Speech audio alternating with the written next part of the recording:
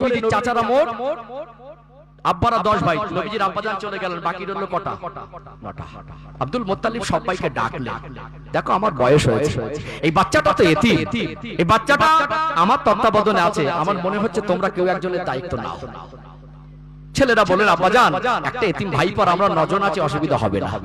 ভালো কথা বলেন, কিন্তু নবীজির দাদুজি খুব বিচক্ষণ মানুষ ছিলেন, কথাটা তিনি সম্মতিটা মেনে নেয়নি। তিনি জানতেন যদি 10 জন দায়িত্ব নেয় বা দায়িত্ব পালনে অবহেলা হবে, বলবো দেখেন আমি দেখবো কেন, বল আমি দেখবো, দেখেন না কেন, এটা আমার ঠেলাঠেলির জায়গায় পৌঁছাবে। নবীজির দাদু বললেন, আমার মনে হচ্ছে যে কোনো একজন দায়িত্ব নিলে ভালো হয়, যে কোনো একজন দায়িত্ব নিলে ভালো হয়। নবীজির চাচাদের মধ্যে অন্যতম, তার নাম হলো আবু তালেব, তার নাম আবু তালেব। এই আবু তালেব বললেন, আব্বাজান চিন্তা করবেন না, এই বাচ্চা সম্পূর্ণ দায়ভারটা আমি উঠিয়ে নেব।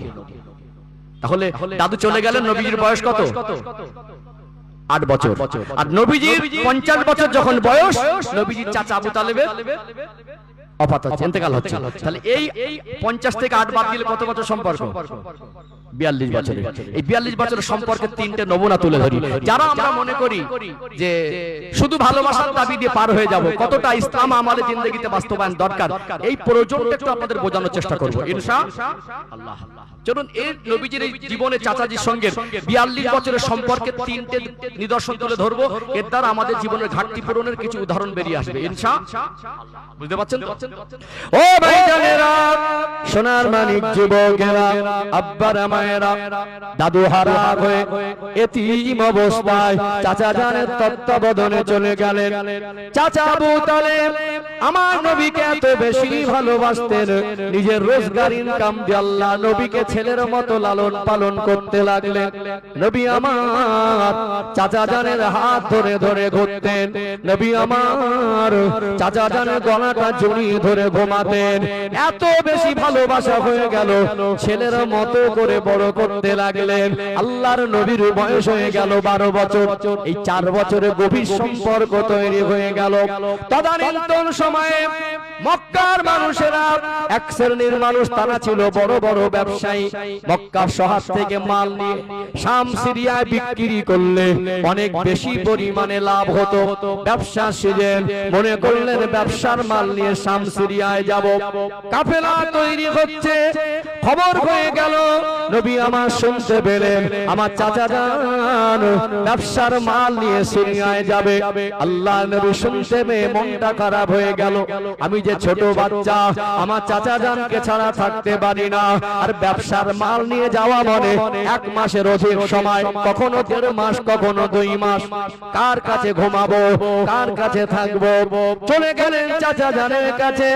ও চাচা জান, আপনি ব্যবসার মাল নিয়ে শাম সিরিয়ায় চলে যাবেন, চাচা জান আপনি কি আমায় নিয়ে যাবেন না? আমি যে আপনার গলাটা জড়িয়ে ধরে ঘুমাই। আল্লাহর নবীর চাঁদ মুখের পানে তাকিয়ে বলেছিলেন, ও বাবা মোহাম্মদ, আমি কথা দিলাম, মন খারাপ করো না, আমি তোমাকে সাথে করে নিয়ে যাব। তোমাকে সাথে করে নিয়ে যাব।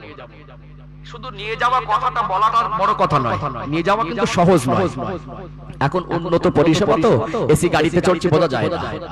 তদানীন্তন সময় মক্কা যারা হাজী বান্দা আছেন, হজ করেছেন, ওইখানকার পরিবেশটা নিজে চোখে দেখে তাদের একটা অভিজ্ঞতা আলাদা। কখনো কখনো শুধু মরুভূমি আর বালু, ফাঁকা ময়দান, হাজার হাজার কিলোমিটার। কখনো কখনো চতুর্দিকে শুধু পাহাড় আর পাহাড়। যখন ওই মরুভূমির লোহ হাওয়া, বালি মিশ্রিত হাওয়া, গরম হাওয়ার সঙ্গে বালি উড়ে মিশে গিয়ে হাওয়া যখন আসতো, ওই হাওয়াটাকে মোকাবেলা করা খুব কঠিন। কথা বুঝতে পারছেন? উটগুলো মাঝে মাঝে হাওয়া যখন প্রবল বেগে বালির সঙ্গে মিশে আসতো, মাথাগুলো বালির মধ্যে গুঁজে দিয়ে চুপ করে থাকতো। মানুষের কি হতো? আমাদের মতো সব জায়গায় গাছপালা, পানি, ছায়া এরকম পাওয়া যায় না, যায় কি? শুধু মরুভূমি আর পাহাড়। আজ থেকে 1400 বছর আগে আরো কঠিন পরিস্থিতি ছিল। এখানে একটা বাচ্চাকে নিয়ে যাওয়া অতটা সেফ থাকবে না, এই জন্য কেউ বাচ্চাদের নিয়ে যেতে রাজি হতো না। যেদিন কাফেলা সব তৈরি হচ্ছে, সব বেরিয়ে যাবে, মক্কার বড় বড় ব্যবসায়ীরা, আবু তালেবও বেরিয়ে যাবে, সেখানে আল্লাহর নবী পাশে পাশে ঘুরছেন। ব্যবসায়ীরা বলছেন, আবু তালেব বাচ্চাটাকে কি নিয়ে যাবে? বললে হ্যাঁ নিয়ে যাব। তোমার মাথা খারাপ হয়েছে? এই 12 বছরের বাচ্চা, কোথায় রাত হয়, কোথায় দুপুর হয়, কখন কোন পরিস্থিতির উপর থেকে অতিবাহিত করতে হয়, 1-1.5 মাসের লম্বা সফর, তুমি বাচ্চা সামলাবে না মাল সামলাবে? আমার নবী বলেছিলেন, চাচা যান আমাকে নিয়ে যাবেন না। আমার নবী চাঁদ মুখের পানে তাকিয়ে বলেছিলেন, বাবা আমি তোমাকে নিয়ে যাব। এই নিয়ে যাওয়াটা মুখের কথা নয়। এখানে যদি আমাদের নিজের বাচ্চা হতো আমরা এক ধমকে বসে দিতাম না, বসে দিতাম না। সব সময় জেদ সব জায়গায় চলে না। এটা ব্যবসার জন্য 1-1.5 মাসের জন্য যাচ্ছি, তুমি 12 বছরের বাচ্চা তুমি জেদ ধরলে নিয়ে যাবো, কথা বোঝা যায়। কিন্তু এত বেশি ভালোবাসতো, এত বেশি মহব্বত করতেন, মনে হয় নিজের সন্তান যদি জেদ করতো নিয়ে যেত না। কিন্তু নবীকে এত ভালোবাসতেন, বললাম আমি তোমাকে নিয়ে যাব। আর বাস্তবে তাই শপথ সঙ্গী করেছিলেন। এর একটা নিদর্শন, এই ঘটনার সত্যতার একটা নিদর্শন আল্লাহ পাক আজও পৃথিবীর মানুষের কাছে জীবিত রেখেছেন। বলুন সুবহানাল্লাহ। ও ভাইজানেরা, সোনার মানিক যুবকেরা, আব্বারা মায়েরা, আজকে 2024 সাল, ভৌগোলিক ম্যাপের অবস্থান যেটা বর্তমান হলো জর্ডান। এই জর্ডানে তখনকার দিনে ওই সিরিয়ায় যাবার মুহূর্তে নবী আমার চাচা জানের সঙ্গী হয়েছিলেন। জর্ডানের উপর থেকে অতিবাহিত করছিলেন প্রখর রৌদ্রে। নবী আমার একটু ক্লান্ত হয়ে গেলেন, একটু যদি ছায়া পাওয়া যেত। আল্লাহ নবী চাচা জানের সঙ্গে দীর্ঘ রাস্তা অতিক্রম করে ক্লান্ত হয়ে গিয়ে একটা গাছের ছায়া খুঁজছিলেন। ওই গাছটাকে বর্তমান জর্ডানে ওই গাছের তলায় গিয়ে নবী আমার বসলেন। আল্লাহ নবীর পিঠ মোবারক ঠেক লাগিয়ে একটু বসেছিলেন। আল্লাহ নবী একটু আরাম করেছিলেন।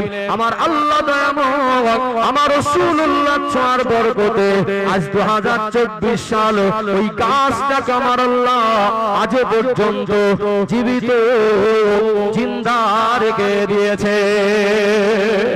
যেটা বলে না, নারে তাকবীর।